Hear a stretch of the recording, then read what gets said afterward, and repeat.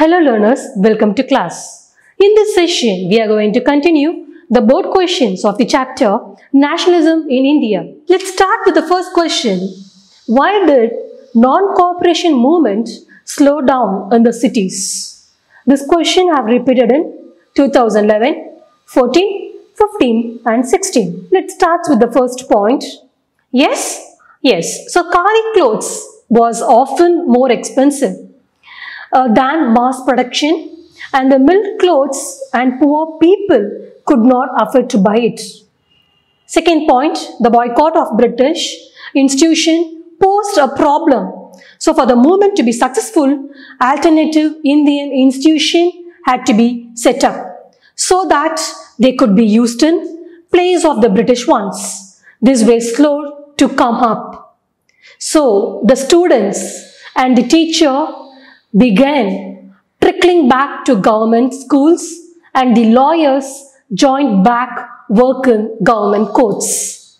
So these are the points which comes under for the question, why did non-cooperation movement slow down in the cities? Let's move on to the second question.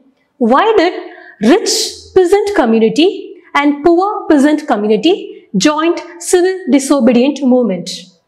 This question repeated in the year 2014, 15, 16, 19 and 20. Yes. Now, let's discuss the point for the question.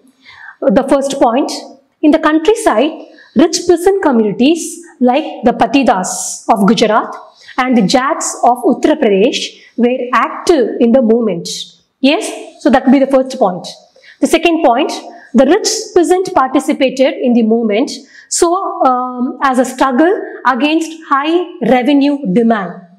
The third point for the question, the rich peasant organized this community to support the civil disobedience movement. The fourth point for the question, the poor peasant participated as they wanted their unpaid rent to be remitted. Let's move on to the third question. Describe the role of merchants and industrialists in the civil disobedience movement. This question actually repeated the year 2014, 15, 16 and 17. Let's start with the first point. During the First World War, Indian merchant and industrialists had made huge profit and became powerful. Yes, so keen expanding their business, they now reacted the colonial policies and they restricted business activities. Yes, so and apart from the second point, they wanted protection against imports of foreign goods and a rupee sterling of foreign exchanges ratio, so that would discourage the imports. The third point, to organize the business interest, they formed the Indian Industrial and the Commercial Congress in 1920, yes, and the Federation of Indian Chamber of Commerce, yes, and the Industries in FICCI in 1927, led by the prominent industrialists like Purushottama Das, Thakur Das and G.D. Birla. The industrialists attacked the colonial control over the Indian economy and supported the civil disobedient movement, and when it was first launched. So they gave financial assistance and refused to buy and sell the imported goods.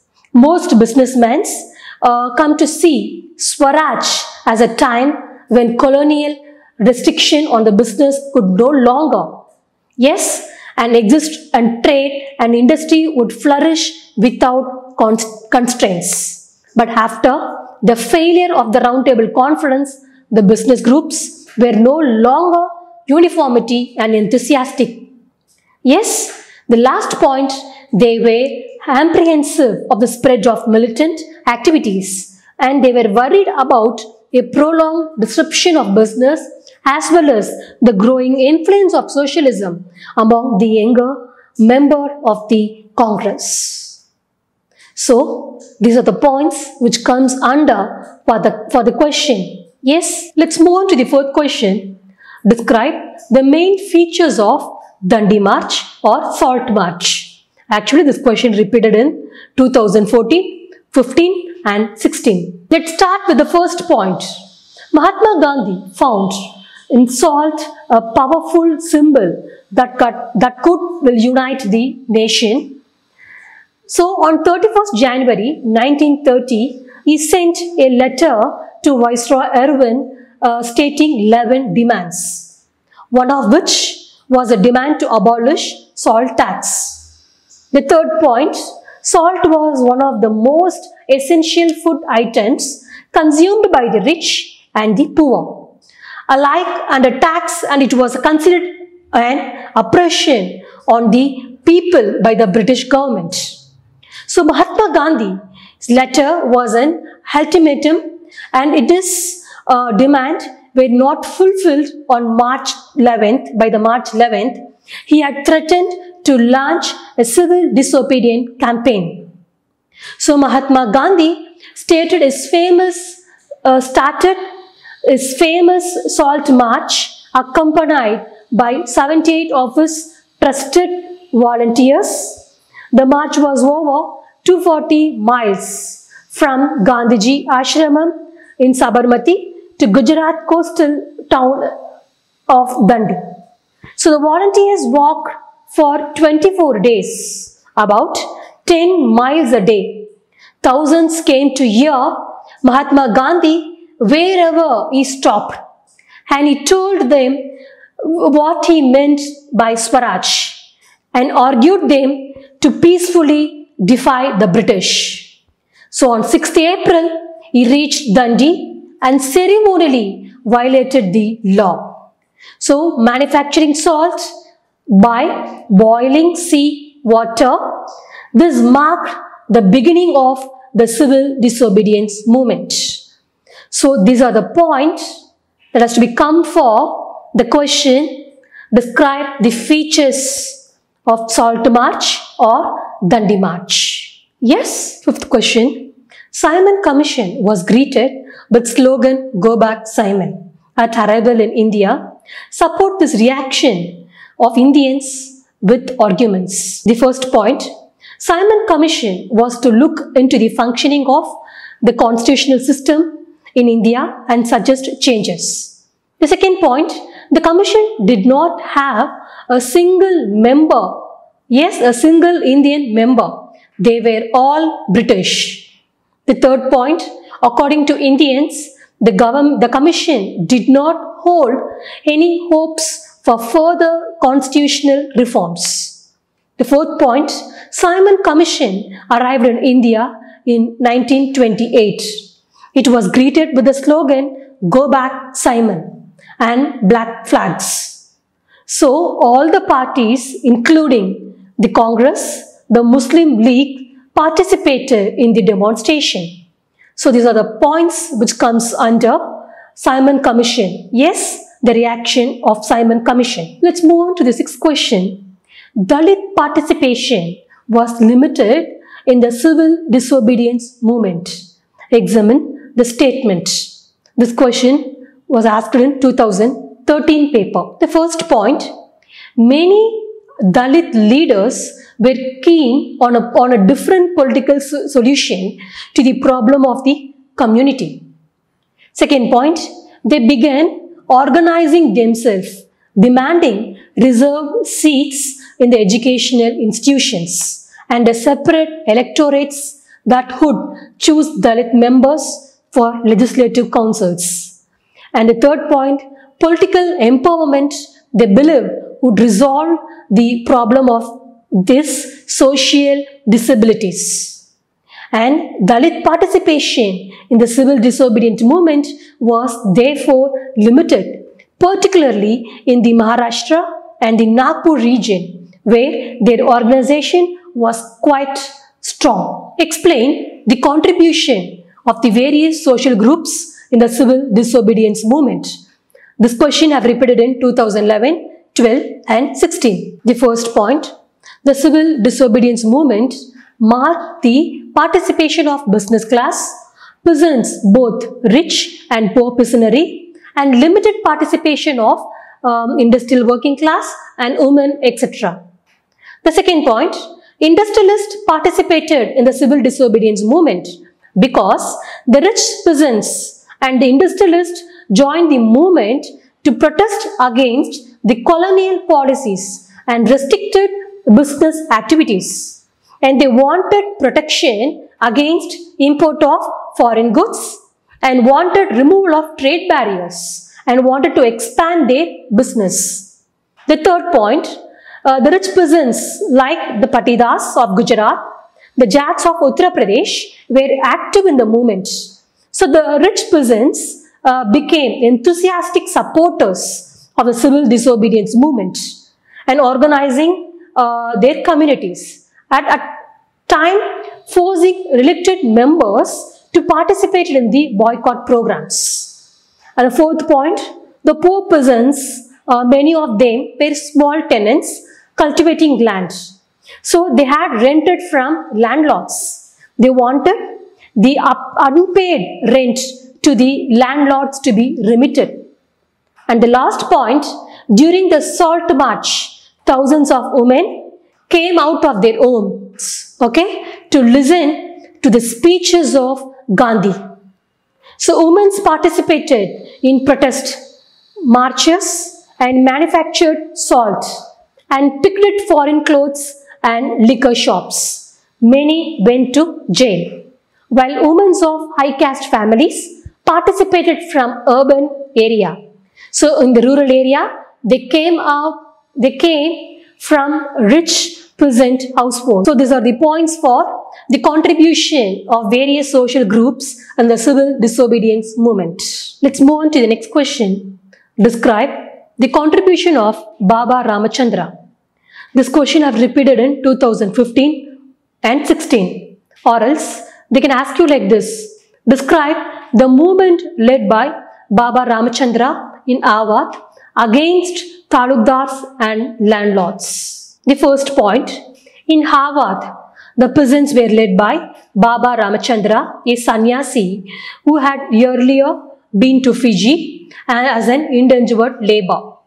The second point, the movement here was against talukdars and landlords who demanded from peasants exorbitantly high rents and a variety of other seizures. The third point, the peasants had to do beggar and work at landlords' farms without any payment. So as tenants, they had no security of tenure, being regularly evicted so that they could acquire no right over the leased land.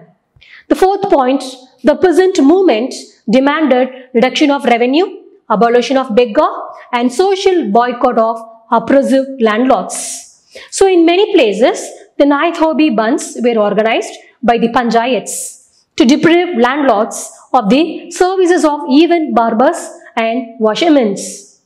The next point, by October, the Haut Kisan Sabha was set up headed by Jawaharlal Nehru and Baba Ramachandra and the few others.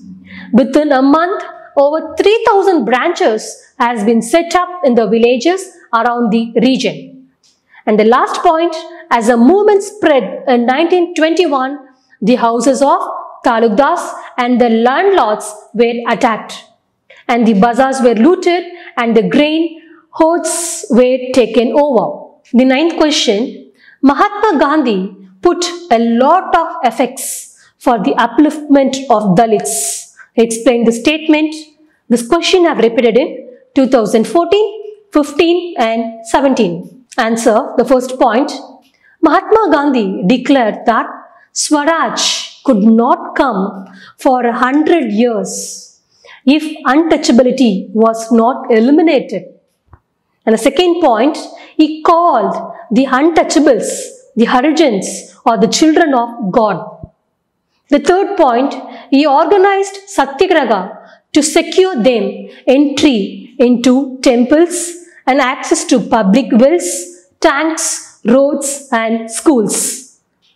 He himself cleaned toilets to dignify the work of the Bhangi, that is the sweepers, and persuaded upper caste to change their heart and give up the sign of untouchability. The 10th question, who designed the Swaraj flag by 1921?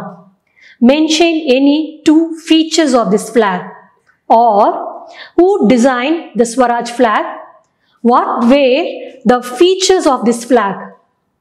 How was it used as a symbol of defense?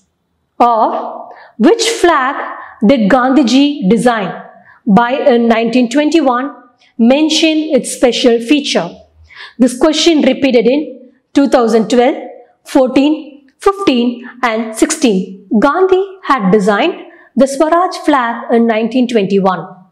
So it was a tricolor flag, red, green and white, and had a spinning wheel in the center representing the Gandhian ideal of self-help.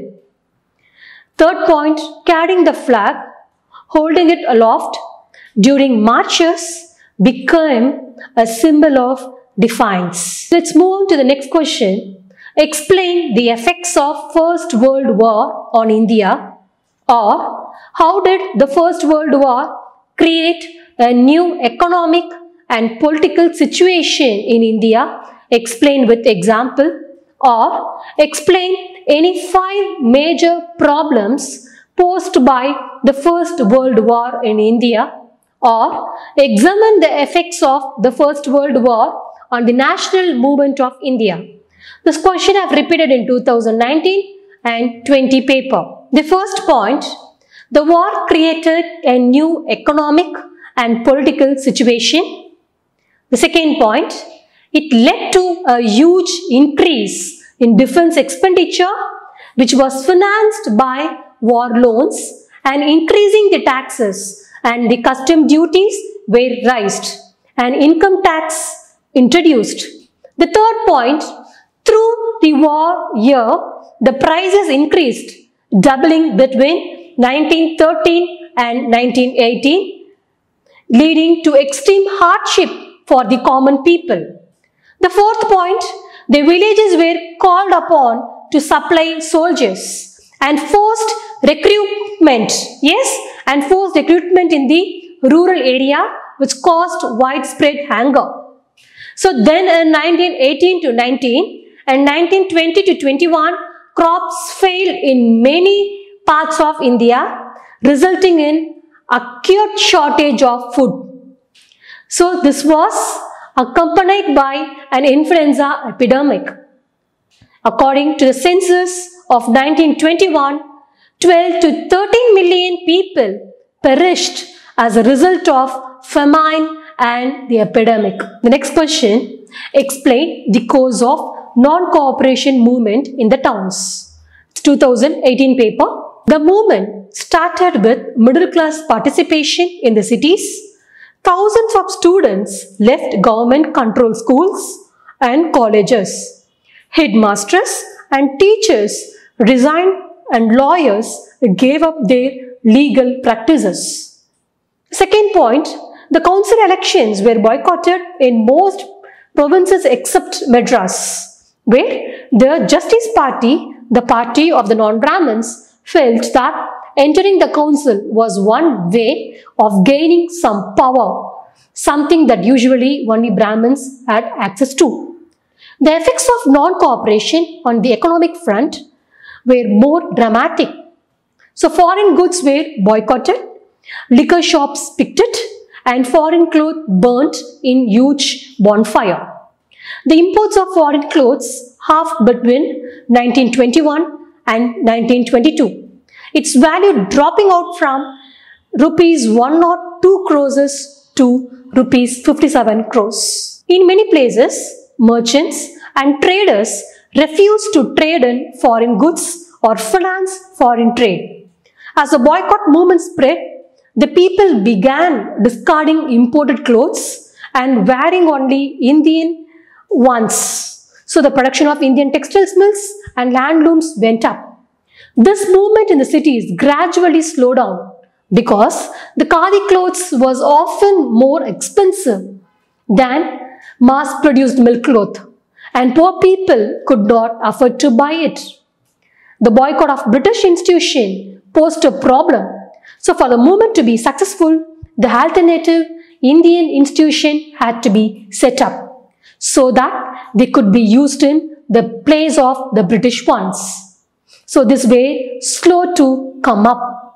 So students and teachers began trickling back to government schools and the lawyer joined back work in government courts. The next question, why was Congress reluctant to allow women to hold any position of authority within the organization? How did women participate in civil disobedience movement? This question repeated in 2018 and 19. The increased public role did not necessarily mean any radical changes in the way the position of women was visualized. So the Gandhiji was convinced that it was a duty of women to look after home and hearth by good mothers and good wives. And for a long time, the Congress was reluctant to allow women to hold any position of authority within the organization. So it was keen only on their symbolic presence. So during Gandhiji's Salt March, thousands of women came out of their homes to listen to him. They participated in the protest marches, manufactured salt and picked foreign clothes and liquor shops, and many went to jail. In urban areas, these women were from high caste families. In rural areas, they came from rich peasants' households. So moved by Gandhiji call, they began to see service to nation as a sacred duty of women. Today, we have seen about the board question of the chapter Nationalism in India. The board question from the year 2011 to 20. Yes, the repeated board question from the chapter Nationalism in India. Thank you.